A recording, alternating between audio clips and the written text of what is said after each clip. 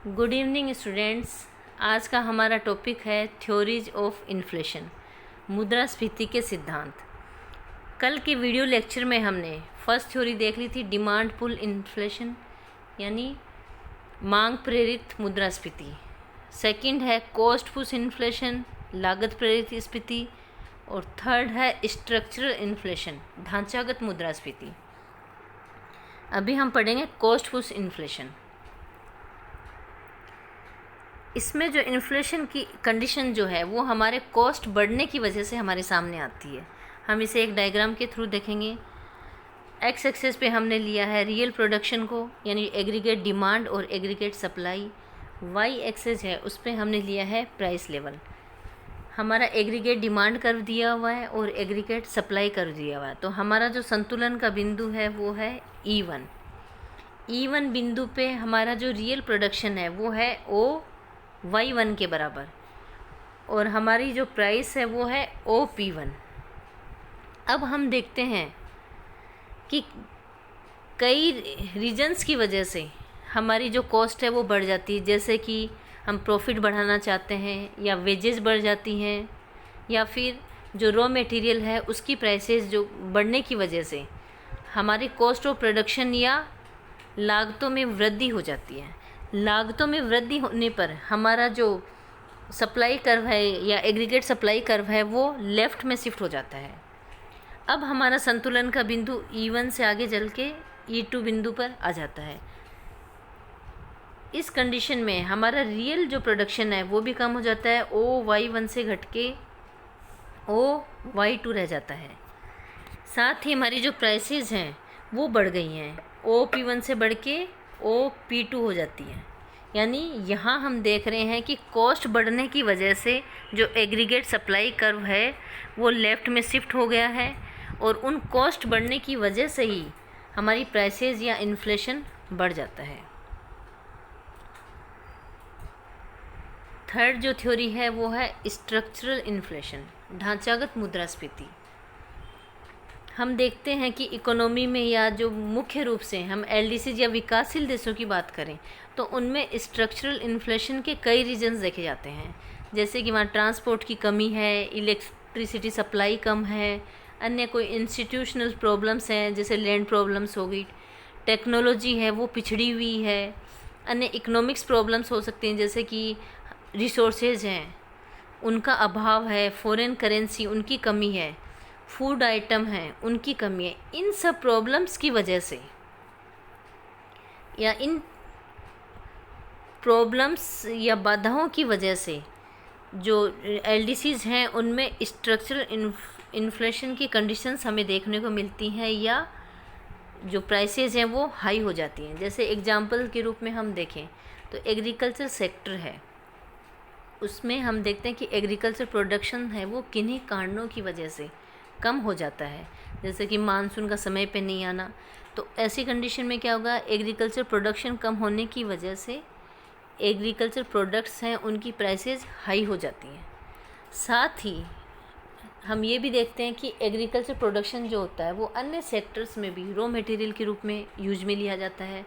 जैसे industrial sector है तो उसमें अगर हम रॉ मटेरियल के रूप में एग्रीकल्चर प्रोडक्ट्स को काम में ले रहे हैं, उनकी प्राइसेस हाई हो जाती हैं, तो इंडस्ट्रियल सेक्टर की प्राइसेस भी हाई हो जाती हैं या इन्फ्लेशन बढ़ जाता है। अब हम देखेंगे इन तीन थ्योरीज़ को पढ़ने के बाद अब हम पढ़ेंगे मॉडर्न थ्योरी ऑफ इन्फ्लेशन, मुद्रास्फीति का आधुनिक सिद्धांत। इसमें मुख्य रूप से हम फिलिप्स कर्व को देखते हैं।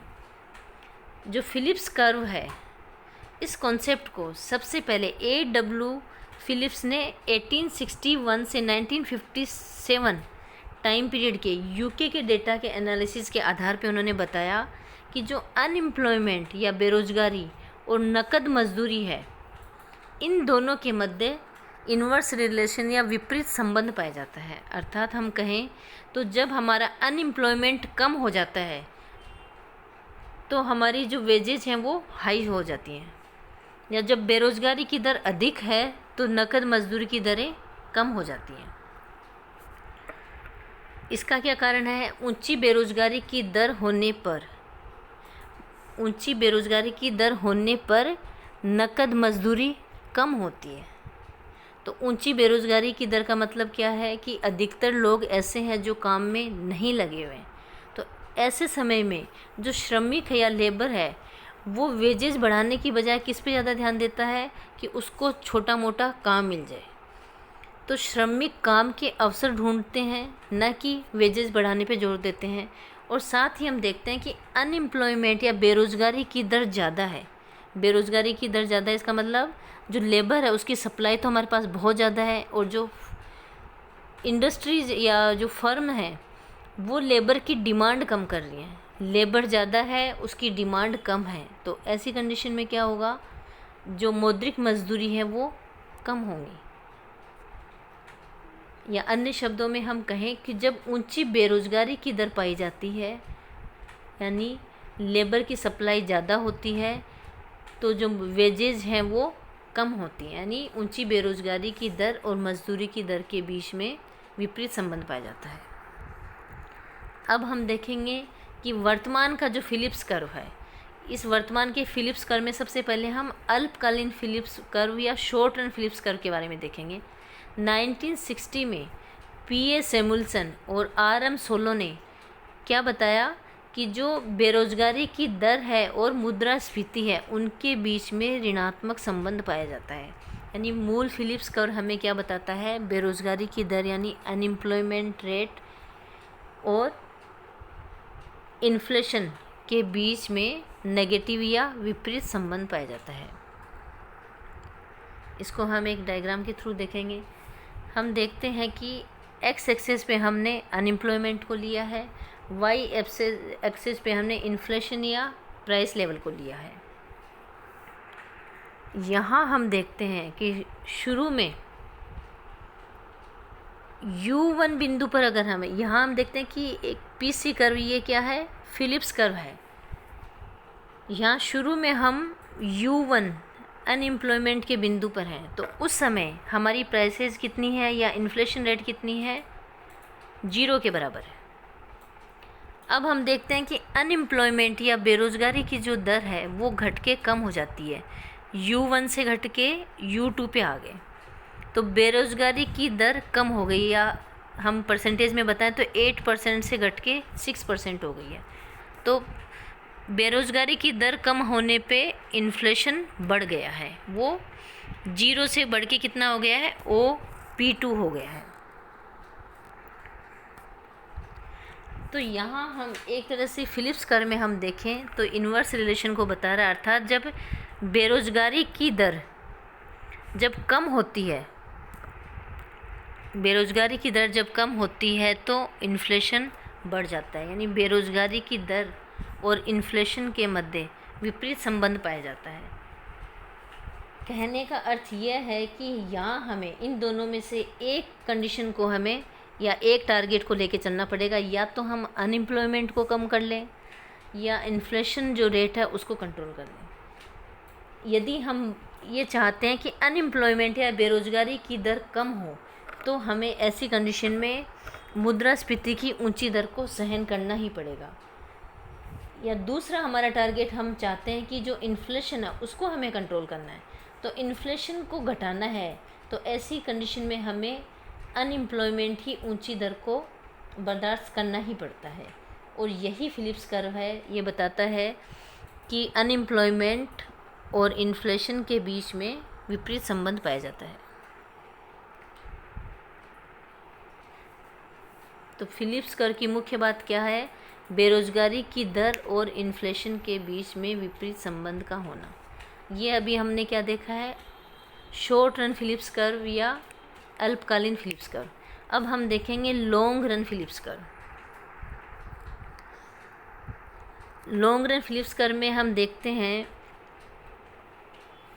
कि हमारे जो मुद्रावादी अर्थशास्त्री हैं जैसे कि फ्रीडमैन है, उन्होंने बताया कि जो शॉर्ट रन फिलिप्स कर्व है वो कई हो सकते हैं, लेकिन एक इकोनॉमी के लिए एक लॉन्ग रन फिलिप्स कर्व भी होता है। इसे हम एक डायग्राम के द्वारा समझेंगे।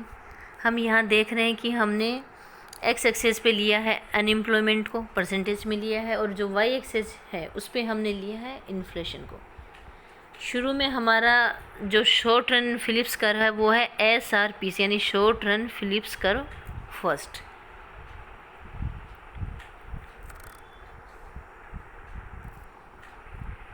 और जो दूसरा हमारा शॉर्ट रन फिलिप्स कर्व है वो है SRPC2 यानी short run Phillips curve second.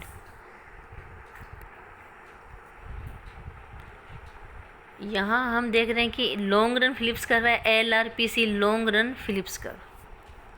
तो शुरू में हम डायग्राम में हम देखते हैं कि शुरू में हम हैं N1 पॉइंट पे, N1 अनएम्प्लॉयमेंट रेट पे, और इस अनएम्प्लॉयमेंट रेट को हम कहते हैं NRU यानी नेचुरल रेट ऑफ अनएम्प्लॉयमेंट यानी बेरोज़गारी की स्वाभाविक दर या प्राकृतिक दर। तो NRU या बेरोज़गारी की स्वाभाविक दर क्या होती है? वह बेरोज़गारी की दर है N1, वह बेरोज़गारी की दर जहाँ पर इन्फ्लेशन शून्य होता है उसे स्वाभाविक बेरोज़गारी की दर कहते हैं। और यह ऊंची बेरोज़गारी की दर होती है। देखिए अब ON1 कितनी हाई बेरोज़गारी की दर है। तो ऐसी बेरोज़गारी की दर जहाँ पर इन्फ्लेशन शून्य हो उसे स्वाभाविक बेरोज़गारी की दर कहा जाता है। अब हम देखते हैं कि अगर बेरोज़गारी की दर कम होती है, अनएम्प्लॉयमेंट कम होता है, वो N1 से घट के कितना N1 पर आ जाती है यानी बेरोज़गारी की दर घट गई है। तो ऐसी स्थिति में हम देखते हैं कि N1 से N बिंदु पर हम आ गए, तो उस समय जो इन्फ्लेशन होती है वो बढ़ जाती है। पहले 0 इन्फ्लेशन थी और अब 0 से बढ़ के कितनी हो गई है? OP1 के बराबर यानी बेरोज़गारी की दर कम होने पर इन्फ्लेशन हाई हो जाता है। इन दोनों के मध्य विपरीत संबंध है।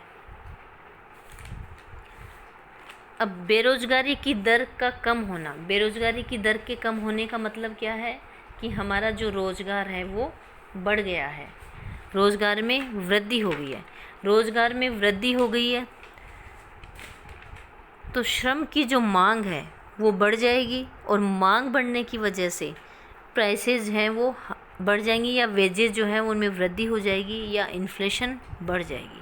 तो यहाँ हम देख रहे हैं कि बेरोज़गारी की दर कम हुई है या रोज़गार बढ़ा है, और उसकी वजह से जो इन्फ्लेशन है वो बढ़ गया है।